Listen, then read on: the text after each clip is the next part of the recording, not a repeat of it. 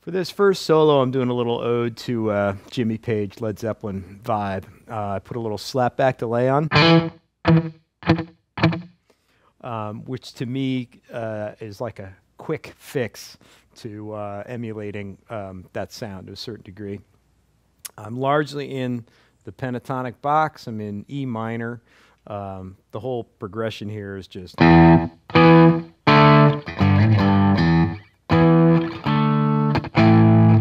So I'm just basically E's and A's, and then it has one chord change. It goes to an A chord.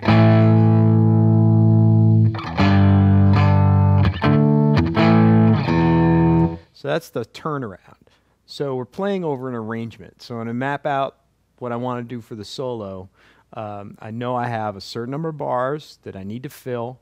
I know that there's this turnaround on this A chord, and I want to nail that because it's really the only harmonic interest that is created in the rhythm part for the entire solo. So I'm going to want to play off of that. So when I start the solo, I'm firmly anchored at 12th fret, E minor pentatonic box. The first thing I do is I set up a rhythmic motif, kind of funky, using double stops.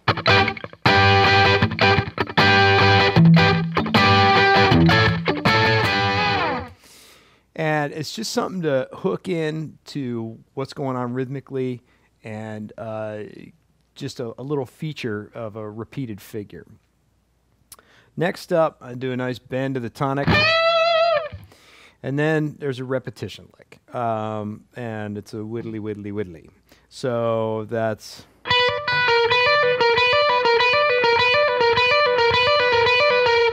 And as always with this, my first finger is contacting the third string so that there is no noise from that string. I don't ever get that. To another bend. Basic lick. Ending with that lick, which is like the first lick that we talked about in this entire course. And from there, I go to a classic Jimmy Page overbend, because Led Zeppelin 1 was the record I always owned, and he does this a lot on it. So I'm bending a major third, so it's from the G all the way to the B, or really almost to the B. Just kind of like almost getting there. And it's an emotional vibe there to be pushing the string, you know, to where it feels like it's going to break. That's like an important element for you to get from that bend, is that it's like, I can barely make it. And the signature Jimmy Page thing is, that's all over that first record. And then another concept that we talked about in the pentatonic scale, rather than just staying in the box, we shoot up. And then even one note higher. And from there, I'm bending all the way to a D. Okay, another long bend. You got to get them nailed.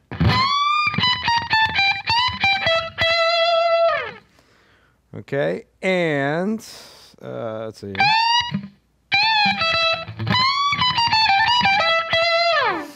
Back into the pentatonic box. And then, massive Jimmy Page influence lick is the...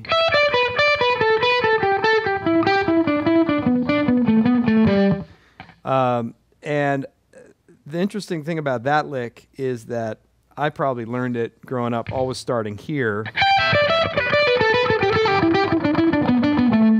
But the problem with starting there is that if you play a full bar of it, you don't wind up ending right. And that's another concept that we talked about throughout the entire course, is that you want to map out your longer runs so that you know from where they start that you end in a good spot. So on this lick, it's more important to start here, which messes up your picking. So I start that run on an up pick.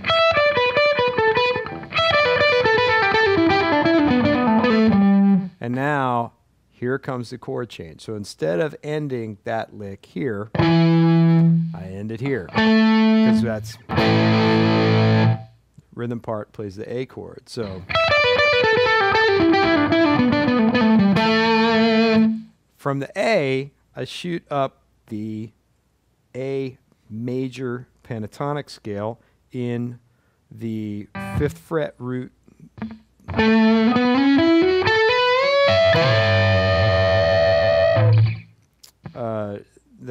from the 5th fret root fingering to a nice double stop bend, and then we get back to the E, and I'm bending to the 9th. So I'm really feeling the E major pentatonic at this point. But then I go down E minor pentatonic. Back to this double stop from the top of the solo. So I'm creating a bookend of that thing. Slide down, big trill.